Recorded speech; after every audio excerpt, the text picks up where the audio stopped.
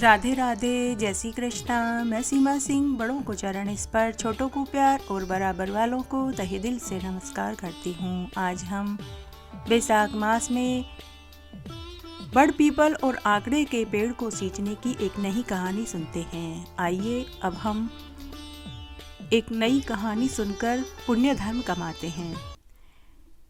एक बार बहुत छोटा सा गांव था।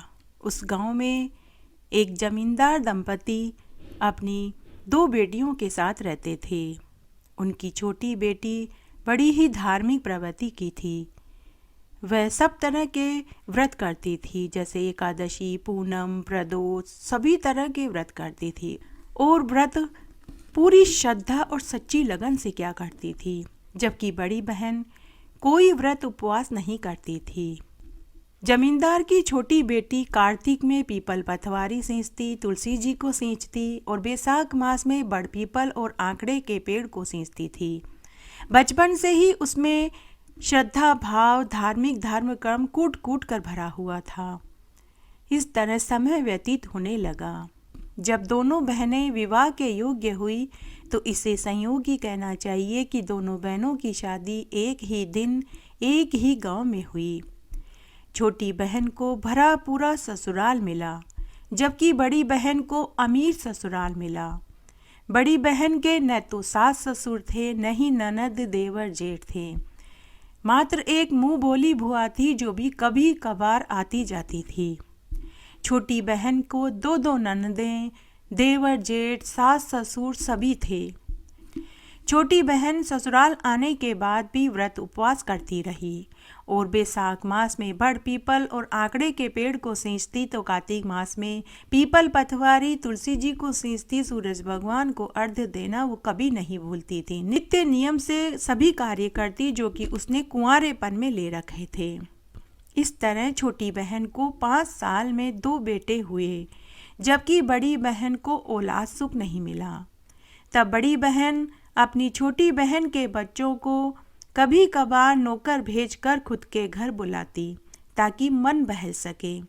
वह अपनी छोटी बहन के बच्चों को खूब लाड़ प्यार करती, उन्हें अच्छे अच्छे पकवान बना करके खिलाती, नए नए खिलौने दिलवाती, नए नए कपड़े दिलवाती। दोनों बहनें मिलजुल कर बड़े ही प्यार से रहती। लेकिन एक दिन बड़ी बहन की मुंह बोली भुआर सास उनके घर आई तो उसे यह बर्दाश्त नहीं हुआ कि उसके बच्चों को तो भतीजे की बहू कुछ नहीं देती और अपनी बहन के बच्चों पर धन दौलत उड़ाती है और ये दोनों बहनें बड़े ही प्रेम भाव से रहती है। उसे यह बात फूटी आंख नहीं सुहाई तो उसने ताना मारते हुए कहा कि अरे बहू, कहाँ तक दूसरों के बच्चों से मन बहलाती रहेगी? कब तक अपना धन दूसरों पर उड़ाती रहेगी? अरे तेरे धन का तेरे बाद क्या होगा? मेरे भतीजे का वंश कैसे चलेगा? तू ही क्यों न कोई बच्चा पैदा करने का उपाय सोचती? अरे तेरा सारा धन तो तेरी छोटी बहन हड़प लेगी। वो यही चाहती है, इसीलिए तो तेरे पास अपने बच्चों को खेलने के लिए भेज देती है। मेरी मान, कोई टोना टोटका किसी शाणे भोपे से पूछ। किसी ने तेरे ऊपर कोई जंतर मंतर कर दिया है, इसीलिए तुझे औलाद नहीं हो रही। कहीं तेरी छोटी बहन ही तो नहीं जो तेरे ऊपर कोई जादू टोने कर रही हो? बुहार सास की बात बड़ी बहन को सताने लगी। उस दिन उसे बहुत बेचैनी होने लगी। उस दिन उसने अपनी छोटी बहन के बच्चों को नौकर के साथ जल्दी उसके घर भिजवा दिया। बुहार सास तो आग लगा कर के चली गई। बड़ी बहन को रह रह कर बुहार सास की बातें याद आने लगी। इस तरह बड़ी बहन के कई दिन उदासी में निकल गए। तब एक दिन उसने सोचा कि मैं छोटी बहन के बच्चों को ही मरवा देती हूँ। तो उसने एक उपाय सोचा। उसने खूब सारे खिलौने खरीदे और छोटी बहन के बच्चों के लिए भिजवाए, जिसमें उसने छोटे छोटे सांप बिच्छू डाल दिए। और वह सोचने लगी कि जब बच्चे खिलौने से खेलेंगे तो ये सांप बिच्छू उन बच्चों को डस लेंगे और उनकी मृत्यु हो जाएगी। तब उसने नौकर के हाथ खिलौने अपनी छोटी बहन के घर भिजवा दिए। तब छोटी बहन अपने बच्चों से बोली कि बच्चों, तुम्हारी मौसी ने तुम्हारे लिए खिलौने भिजवाए हैं। बच्चों ने खिलौने देखे तो उन्हें बहुत खुशी हुई, लेकिन भगवान की कृपा उनके ऊपर थी तो सांप बिच्छू गायब हो गए। बच्चों को कुछ नहीं हुआ।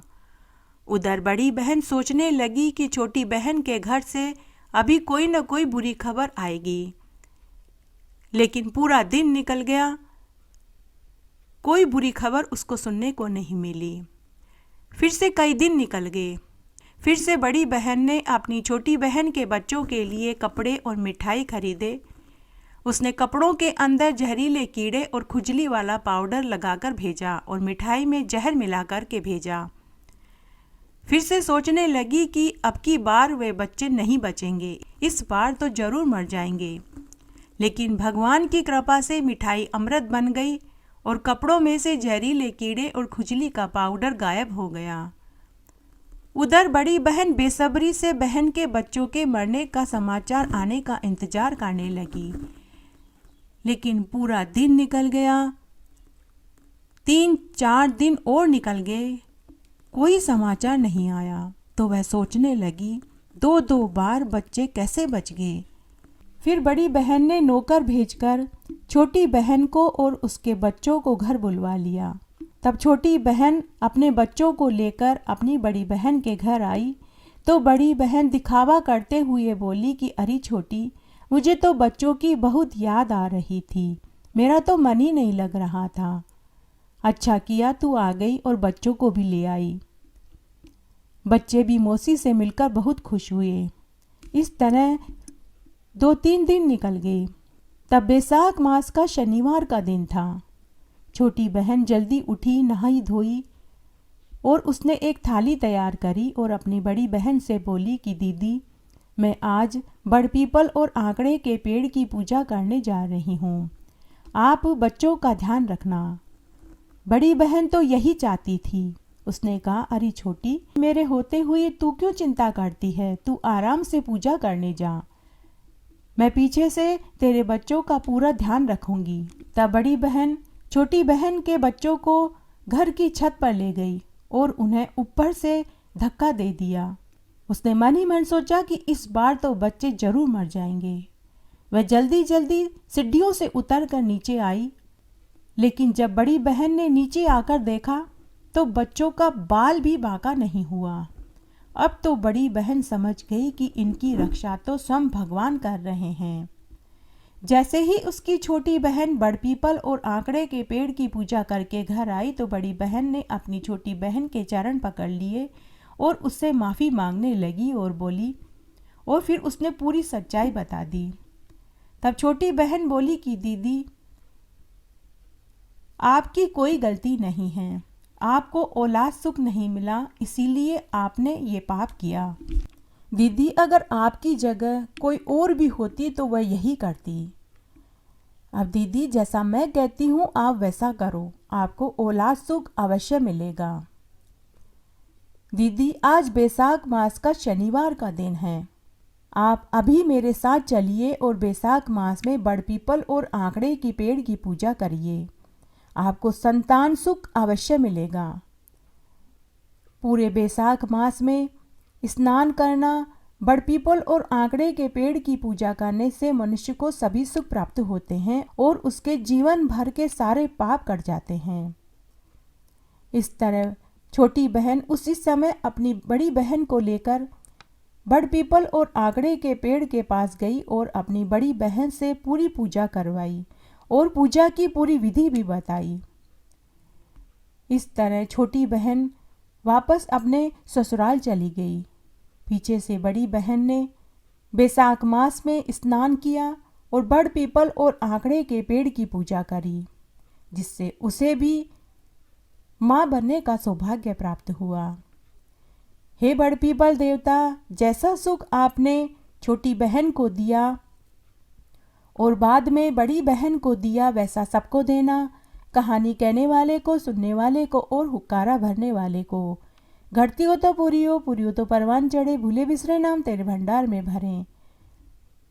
इस तरह आज मैंने आपको बैसाख मास में बड़ पीपल और आंकड़े के पेड़ को सींचने की एक नई कहानी सुनाई। आशा करती हूँ ये आपको ज़रूर पसंद आई होगी। अगर आपको ये अच्छी लगे तो इसे ज़्यादा से ज़्यादा लाइक एंड शेयर करें ताकि सबको इस कहानी को सुनने का पुण्यफल प्राप्त हो। मेरे साथ बने रहने के लिए आपका धन्यवाद। आगे की कथा कहानी के लिए भी आप इसी तरह मेरे साथ बने रहें। धन्यवाद।